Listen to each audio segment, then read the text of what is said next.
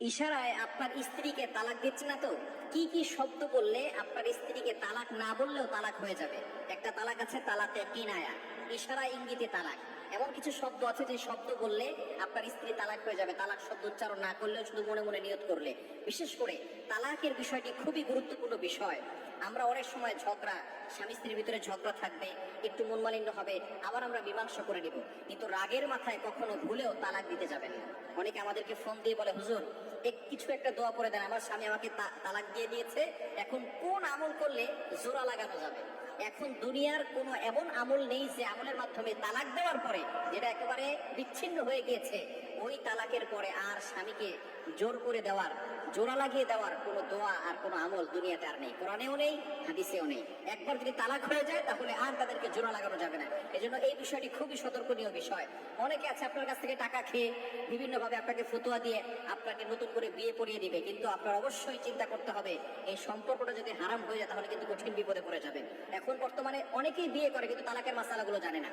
তালাক শব্দ বললেই কিন্তু তালাক হয়ে যাবে, রাগের মাথায় বলেন, হাসির ছলে বলেন, যেভাবেই বলেন না কেন তালাক কিন্তু হয়ে যাবে। এজন্য তালাক হচ্ছে খুবই ক্রিটিক্যাল বিষয়, এই বিষয়গুলো জেনে রাখা দরকার। কি কি শব্দ আপনার থেকে বের হয়ে গেলে আপনি যদি মনে মনে নিয়ত করেন তালাকের, তাহলে আপনার স্ত্রী তালাক হয়ে যাবে, এই বিষয়গুলো জানার দরকার আছে না নাই? এটাকে বলা হয় তালাকে কেনায়া। যদি আপনি তালাক দেন, যেটা একেবারে বিচ্ছিন্ন হয়ে যাওয়ার তালাক, সেই তালাক দিলে কিন্তু আপনি আপনার স্ত্রীকে আর ফেরত আনতে পারবেন না। সমস্ত আলেমদেরকে নিয়ে যদি আপনি বেটেও খান, তারপরেও কিন্তু আপনি তালাকের যেই বিচ্ছিন্ন হয়ে গেছে সেটাকে আর জোড়া লাগাতে পারবেন। এজন্য খুব সেন্সিটিভ। অনেকে মনে করে ডিভোর্স হলে উনার সব সমস্যার সমাধান হবে। Divorce is not solution to the problem. সব সমস্যার সমাধান তালাক নয়, তালাক সমস্যার সমাধান নয়। আপনি ঝগড়া মীমাংসা করে দিবেন, এটাই হচ্ছে মূল বিষয়। কি কি শব্দ আছে? এক নম্বর শব্দ হচ্ছে তুমি তোমার বাপের বাড়ি চলে যাও। যদি এই কথা বলে, তালাক শব্দ বলে না, শুধু বলেছে তুমি তোমার বাপের বাড়ি চলে যাও, তবে মনে মনে সে তালাকের নিয়ত করেছে, তাহলে তার স্ত্রী তালাক হয়ে যাবে, এক তালাক করে যাবে। অথবা যদি কোনো স্বামী তার স্ত্রীকে বলে আজ থেকে আমি তোমার স্বামী নই আর তুমি আমার স্ত্রী নও, যদি এই কথা বলে এবং মনে মনে নিয়ত করে যে তালাক দিয়েছি, তাহলে কিন্তু তালাক হয়ে যাবে। বিষয়টা বুঝেন।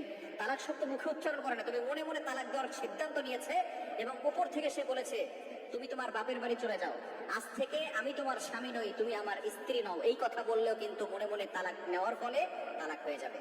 কেউ যদি বলে তুমি আজকে থেকে স্বাধীন হয়ে গিয়েছো, তুমি আজকে থেকে আজাদ হয়ে গিয়েছো, এই কথাগুলো এখানে প্রচলন নেই যদিও, তারপর যদি কেউ বলে ফেলে এবং মনে মনে তালাক দেওয়ার উদ্দেশ্য করে, তাহলে কিন্তু তালাক হয়ে যাবে।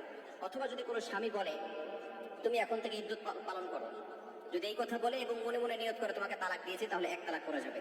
এজন্য এই কথাগুলো খুবই সেন্সিটিভ, এগুলো আপনি আপনার স্ত্রীকে কখনো বলবেন না। তুমি তোমার বাপের বাড়ি চলে যাও, তোমাকে ছেড়ে দিলাম, তুমি আজাদ হয়ে গিয়েছো, আজ থেকে আমি তোমার স্বামী নই, তুমি আমার স্ত্রী নও, এই ধরনের কথা বলার সময় যদি আপনি মনে মনে নিয়ত করেন তালাকের, তাহলে কিন্তু তালাক হয়ে যাবে। এজন্য তালাক খুবই গুরুত্বপূর্ণ বিষয়। তালাক যদি দিতেই হয়, তালাক যদি দিতে